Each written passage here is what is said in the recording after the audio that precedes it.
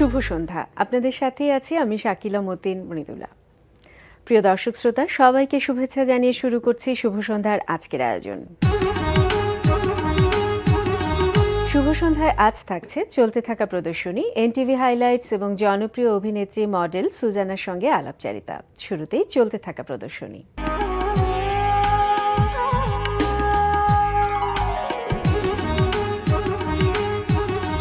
প্রথমেই জানিয়ে দিচ্ছি ঢাকার বিভিন্ন গ্যালারিতে চলতে থাকা চিত্রকলা প্রদর্শনীর সময়সূচি। উত্তর বাড্ডার অ্যাথেনা গ্যালারিতে অনুষ্ঠিত হচ্ছে চিত্রশিল্পী শেখ আফজালের একক চিত্রকলা প্রদর্শনী, প্রতিদিন সকাল 10টা থেকে রাত 8টা। এই সময় প্রদর্শনী চলবে 7 মে পর্যন্ত। ধানমন্ডির EMK সেন্টারে অনুষ্ঠিত হচ্ছে কাজী হাসিবুল আহসানের একক চিত্রকলা প্রদর্শনী ফেরা, রিটার্ন টু দ্য ফোল্ড। প্রদর্শনী চলবে 30 এপ্রিল পর্যন্ত। এবার এনটিভি হাইলাইটস।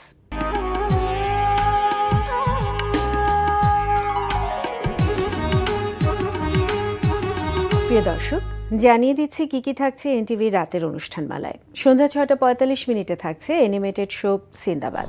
সৃষ্টি হচ্ছে একের পর এক রোমাঞ্চকর কাহিনী, তৈরি হচ্ছে ঐতিহাসিক গল্পগাথা। কারণ সিনবাদ ছিল, সিনবাদ আছে এবং সিনবাদ থাকবে। রাত 8:20 দেখবেন শফিকুর রহমান শান্তনুর রচনায় সৈয়দ শাকিলের পরিচালনায় ধারাবাহিক নাটক সম্রাট। তোর মুখ দেখে মনে হচ্ছে যে ভুল করে চিরতার রস খেয়ে ফেলেছিস। ও তো একটা চিরতার রস, ওরে দেখলে মনে হয় ও চিরতার রস চিরতিতা। কার কথা বলছিস? কে আবার? শেফা। আবার বুঝি তোদের মধ্যে কোনো ঝামেলা হয়েছে, তাই না? ওকে তো আমি সহ্যই করতে পারি না। ও কি ভাবে নিজেকে।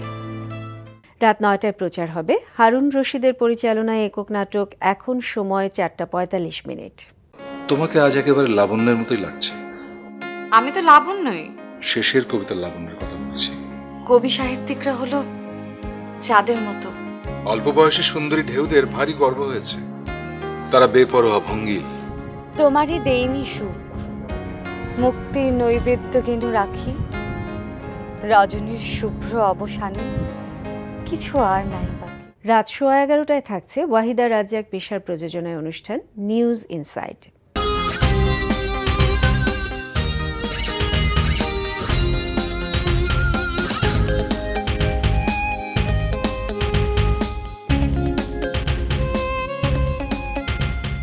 রাত 12টায় রয়েছে ওয়াহিদুল ইসলাম শুভ্রর প্রযোজনায় অনুষ্ঠান ওল্ড স্কুল বিটস।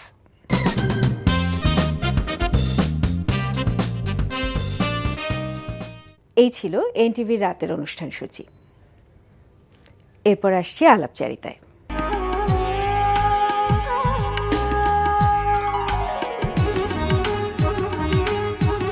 প্রিয় দর্শক, আমাদের আজকের অতিথি জনপ্রিয় অভিনেত্রী মডেল সুজানা। চলুন কথা বলি তার সঙ্গে। শুভ সন্ধ্যা। শুভ সন্ধ্যা। ভালো আছেন? আলহামদুলিল্লাহ ভালো। আপনি? ভালো আছি। আপনাকে পেয়ে আরো ভালো লাগছে আজকে শুভ সন্ধ্যায়। খুব রিসেন্টলি একটি অন্যরকম মিউজিক ভিডিওতে কাজ করলেন, একটা সাঁওতাল চরিত্রে, সালমার গানে। তো একটু অন্যরকম চরিত্র, তো প্রথমে ওইটা নিয়েই জানতে চাইছি যে এই ধরনের একটা চরিত্রের ভেতরে তো ঢুকতে হয়েছে, তো কখনো কি সাঁওতালদের সাথে থাকা হয়েছে? কিভাবে করলেন কাজটা? না, ওটা আসলে সাঁওতালদের সাথে ওইভাবে কখনো আমার দেখা হয়নি, বাট আমার অলওয়েজ একটু ডিফারেন্ট টাইপের ক্যারেক্টার করতে ইচ্ছা করে। যেমন আমি মিউজিক ভিডিও আমার এই পর্যন্ত যতগুলি বের হয়েছে, একটা ভিডিও আরেকটা ভিডিওর সাথে কোনো মিল নেই। এক একটা ভিডিওতে আমাকে এক এক রকম লেগেছে। তো আমি গাংচিলের যে যতগুলি কাজ করেছি, লাস্ট ঘুম হয়ে, তারপর আমি ছুঁয়ে দিলে, ন্যান্সির ঘুমের অ্যালিটাপু অ্যান্ড শোয়েবের ছিল, আর এখন যেটা রিসেন্ট করেছি সালমার, ওই যেটা আপনি বললেন সাঁওতাল লুক, ওইটা খুবই ডিফারেন্ট একটা লুক। মানে আমি মিডিয়াতে এত বছর কাজ করছি, ওই লুকে আমাকে কখনো কেউ দেখেনি। গানটা এত পছন্দ হয়েছে আমার। আর আসিফ ইকবাল ভাই তো লিরিক্স সবগুলি লিখেছে, আর ওনার মানে মানে গান নিয়ে যে ভিডিওর একটা চিন্তা, ওইটা ওনাকে আমি দেখেছি খুব সিরিয়াস। উনি সবসময় এটা নিয়ে মানে উনি একটা ভিডিও করার জন্য জাস্ট করে না, ওটাকে খুব প্ল্যান মতো সুন্দরভাবে করে, যে কারণে আমার কাছে মনে হয় ভিডিওটা সবাই অনেক পছন্দ করবে। ভিডিওটার ভেতর দিয়ে গানের গল্পটাও বলে দেয়া হয়। হ্যাঁ, মানে গানটা আসলে না মানুষ আমরা যখন শুনি ভালো লাগে, বাট যখন ভিডিওর মাধ্যমে মানে এক্সপ্লেইন করে পুরো গানটাকে, তখন কিন্তু মানুষ ওই গানটা আরো বেশি মানে ডিপলি অবশ্যই। এবং সেক্ষেত্রে কিন্তু ভিডিওটির ক্ষেত্রে অনেক বেশি সচেতন থাকতে হয়, তা নাহলে গানের মিনিংটাই পুরোপুরি পাল্টে যেতে পারে। কিন্তু এই ক্ষেত্রে অবশ্যই খুব সুন্দর একটি কাজ হয়েছে, যে কারণে এই দর্শকরা গ্রহণ করছে। মানে অলরেডি আমার একটা ট্রেলার বের হয়েছে, মানে আমার রেসপন্স খুবই ভালো, খুবই ভালো। মানে আমি একটু একটু ভয় পেয়েছিলাম যে কেউ হয়তো একটু অনেক দর্শকরা আছে একটু অন্যভাবে নিবে, কারণ সাঁওতালরা কিন্তু ওদের লুকটা অন্যরকম ছিল, শাড়ি পরে স্টাইলটা অন্যরকম ছিল। তো আমি একটু ভয় পেয়েছিলাম যে সবাই কিভাবে নেয়, বাট আমি অনেক হ্যাপি যে ট্রেলারটা দেখে সবাই অনেক পছন্দ করেছে। যখন কাজটি করেছেন সেই সময়ে যখন শুটিং চলছিল আর কি, কোনো গল্প আছে, কোনো স্মৃতি আছে যে? হ্যাঁ, অনেক দর্শকদের সাথে? অনেক কিছু আছে, কারণ আমি এটা শুটিং করেছিলাম মানিকগঞ্জ, মানে একদম পুরা গ্রাম, অজপাড়া গ্রামের ভিতরে একটু চর টাইপের থাকে না, একটু মানে যেখান থেকে মানুষ থাকে থেকে অনেক দূরে, চরের মতো। তো আমি যেখানে মেকআপ করছিলাম, যেখানে আমরা রেডি হচ্ছিলাম, একটা বাসায়, নর্মাল একটা বাসায়। তো ওখানে মানে এত গরমের মধ্যে শুটিং করেছি, মানে বাচ্চারা মানে এত ভরেছে। আমি আবার সব জায়গায় মানে গ্রামে যাই বা যেখানে যাই, আমি বাচ্চাদের সাথে খুব মজা করি, খেলাধুলা করি। তো আমি গাড়ি থেকে নেমেই প্রথমে ওদের সাথে কত আড্ডাবাজি করলাম, বাট এটা দেখে আমার জন্য খুব খারাপ হয়ে গেছে, কারণ যখন আমি মেকআপ নিচ্ছি, যেখানে যাচ্ছি, ওরা সাথে হ্যামিলিয়নের সাথে বাসিওয়ালার মতো যেরকম যে যায় পিছনে পিছনে একদল বাচ্চা, মানে ওদেরকে হাজার বলে ওরাকে সরাতেই পারতেছিল না, মানে শুটিংয়েও প্রবলেম হচ্ছিল, আমি মেকআপও নিতে পারতেছিলাম না, দরজা জানালা সব বাচ্চাদের ভরে গেছে। তো এই জিনিসটা আমি অনেক এনজয় করেছি, ভালো লেগেছে। আরেকটা হলো আমি মানে যেখানে একটা শর্ট আছে যে পানি ঢালার, মানে আমি নদীতে মানে শাওয়ার নিচ্ছি, তো ওরকম একটা ছিল, পানিটা আসলে অনেক কম ছিল, মানে আমার জন্য এতটুকু হাইটে, তো আমার জন্য পুরো ডুব দেওয়া অনেক টাফ ছিল। তারপরেও আছে অনেক কষ্ট করে ওই ক্যারেক্টারটা করতে হয়েছে। আর পানিটা ময়লা ছিল, কাদা, তারপর মানে থাকে না যে দেখতে মনে হবে অনেক সুন্দর, কোনো ব্যাপারই না, বাট অনেক কষ্ট হয়েছে কাজটা যখন করেছেন তখন মানে অনেক কষ্ট কাজটা হয়েছে। করতে এত কষ্ট হয়েছে, কিন্তু যখন বের হয় কাজটা দেখে অনেক ভালো হয়েছে, তখন সব কষ্ট দূর হয়ে যায়। মিউজিক ভিডিও তো অনেকগুলোই কাজ করেছেন, তার ভিতরে কোনোটার প্রতি কি একটু ভালো লাগা বেশি আছে? আমি বলবো আমার এই ভিডিওটা, একটা ভিডিও যখন দেখি মানে এটা বেস্ট, আবার যখন আরেকটা দেখি মানে এটাই বেস্ট। সত্যি কথা বলতে আমার গাংচিলের যতগুলি ভিডিও আছে সবগুলি অনেক অনেক ভালো হয়েছে। ইভেন আমি যখন কাউকে কোশ্চেন করি যে কোন কোন মানে ভিডিওটা আমার সব থেকে ভালো, মানে একজনও বলবে না এটা বেশি ভালো বা এটা বেশি ভালো, আমাকে সবাই বলে মানে এক একটা এক এক রকম, মানে এটা তো তোমাকে ভালো লেগেছে, এটা তো ভালো লেগেছে, এটা আমিও বলবো যে তিন রকম, মানে গাংচিলের ভিডিওগুলি আমার যতগুলি আছে। বললেন যে ছোট ছোট শিশুদের সাথে সময় কাটাতে খুব ভালো লাগে, এবং আমরা যতটুকু জানি যে আপনি এখন অটিস্টিক শিশুদের নিয়ে বেশ কাজ করছেন, তো কেন এই কাজটা করার ইচ্ছে হলো? এটা আসলে আমার ছোটবেলা থেকেই আমার এটা ছিল, কারণ আমি আমার বাবাকে দেখে আসছি, অলওয়েজ সে গরিবদের জন্য অনেক করতো, গরিব মানুষের জন্য অনেক করতো। ইভেন আমাদের গ্রামেও যখন আব্বু বেড়াতে যেত, সে এত বেশি করতো, এটা আমার বাবা বলে কথা না, এমন কোনো মানুষ নাই যে আমার বাবাকে দেখে বলে না যে পৃথিবীতে এত ভালো মানুষ আছে। আমার চোখে যদি আদর্শ হয় আমার বাবা, তো আমার বাবা থেকে ওটা আমি পেয়েছি। তো ছোটোবেলা থেকে আমি অনেক কিছু করতাম, তখন তো ধরেন ইনকাম ছিল না, বাট এখন তো আমি ইনকাম করি। আমার অলওয়েজ একটা স্বপ্ন ছিল যে আমি প্রতিবন্ধী অথবা বৃদ্ধাশ্রম নিয়ে কাজ করব। তো আলহামদুলিল্লাহ আমি এখন একটা অটিস্টিক নিয়ে কাজ করছি আজকে 1.5 বছর। কি ধরনের কাজ করছেন? কাজটা হলো ওরা যেমন মান্থলি একটা ওরা গভর্নমেন্ট থেকে অ্যামাউন্ট পায়, যেটা ওদের জন্য কিছুই না, ওকে, কিছুই না। তো আমি একদিন আমার একটা আপুর সাথে এমনি শখের বসে গিয়েছিলাম দেখতে, কারণ আপু জানতো আমি বাচ্চাদেরকে নিয়ে বা এরকম খুব ইন্টারেস্ট। তো আপু আমাকে নিয়ে গেছে, তো দেখার পর আমার অনেক খারাপ লেগেছিল, মানে তখন আমি ফিল করেছি যে আলহামদুলিল্লাহ আল্লাহ আমাদেরকে অনেক অনেক ভালো রেখেছে, অনেক সুস্থ রেখেছে। ওরা কত কষ্ট থাকে, ওদের ফ্যামিলি কেউ নেই, ওদের মানে এরকমও না যে ওরা নিজেরা কাজ করে চলতে পারে।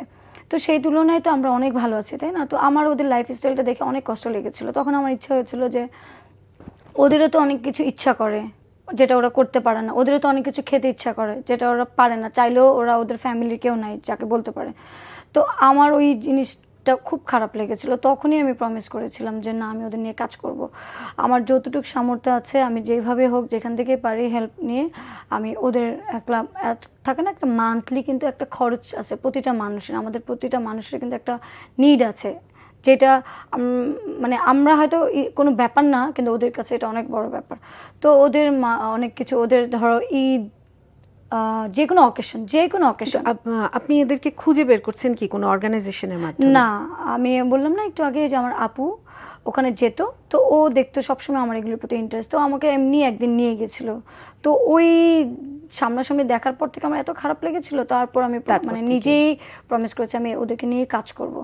তো ওদের যত নিড আছে, ওদের যেটা দরকার আছে, ওরা এখন আমার ফ্যামিলি মেম্বার মতো হয়ে গেছে। মানে ওদের যত আবদার, ওদের যত দরকার, ওদের কিছু খেতে ইচ্ছা করলে, ওদের কিছু মানে ওরা যদি কিছু চায় যে আমার এটা আমি এটা করতে চাই, তো এই জিনিসগুলো অ্যাটলিস্ট আমার পক্ষে যতটুকু সম্ভব আমি ওদেরকে দেওয়ার চেষ্টা করি। মানে আমার চমৎকার একটি বার্থডে, উদ্যোগ। এবং আপনি বললেন যে ভবিষ্যতে বৃদ্ধাশ্রম করার ইচ্ছা আছে, এটাও কিন্তু খুব ভালো একটি উদ্যোগ। হ্যাঁ, কারণ আমার অনেক ইচ্ছে, এখন আল্লাহ যদি সেই সামর্থ্য দেয়, অফকোর্স আমি ফিউচার করতে চাই। যেহেতু এরই মধ্যে শুরু করে দিয়েছেন একটি কাজ, আশা করছি যে আমরা দ্বিতীয় ইচ্ছেটিও পূরণ হবে ইনশাল্লাহ। এবার আবার আসি নাটকের জগতে।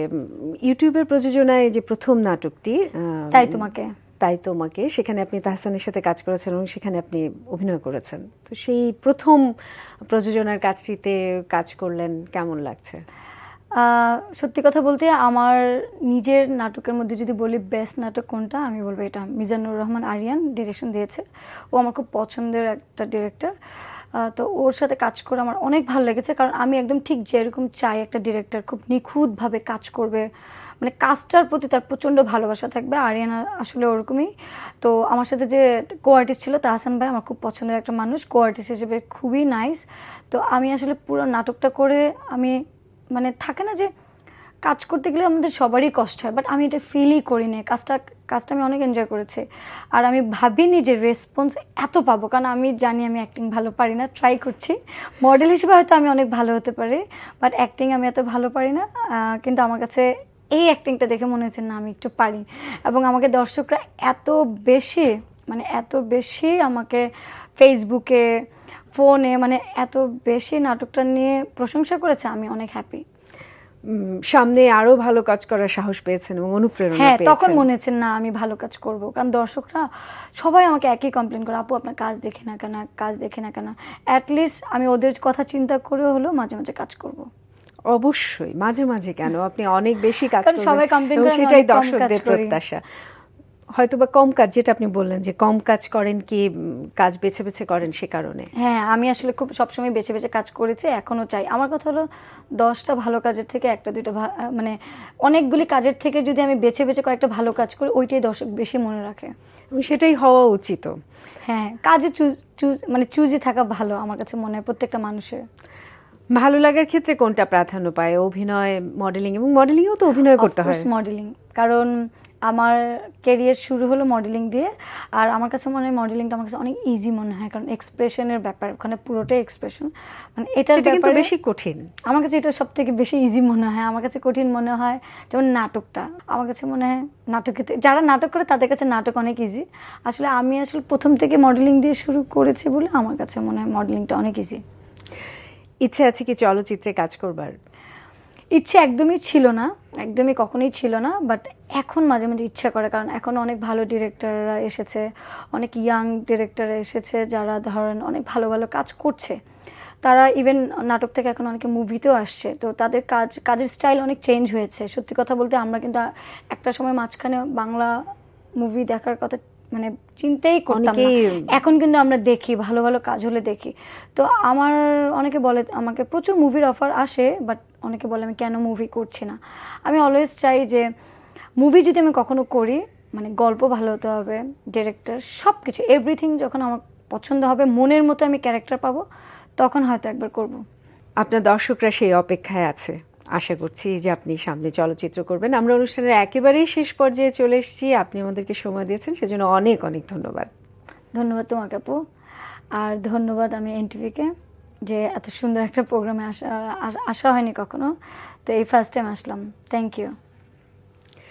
প্রিয় দর্শক, কথায় কথায় আমরাও চলে এসেছি অনুষ্ঠানের শেষ প্রান্তে। আমাদের সঙ্গে যোগাযোগের ঠিকানা প্রযোজক শুভ সন্ধ্যা, এনটিভি বিএসএসসি ভবন, 7তলা 102 কাজী নজরুল ইসলাম এভিনিউ, কারওয়ান বাজার, ঢাকা 1215। আমাদের ইমেল অ্যাড্রেস shubhosandha@ntvbd.com। প্রিয় দর্শক, এনটিভিতে সম্প্রচারিত সংবাদ ও অন্যান্য সকল অনুষ্ঠান দেখতে লগ ইন করুন www.ntvbd.com-এ। সবাই ভালো থাকুন, নিরাপদে থাকুন। আজকের মতো এখানেই শেষ করছি। শুভ সন্ধ্যা।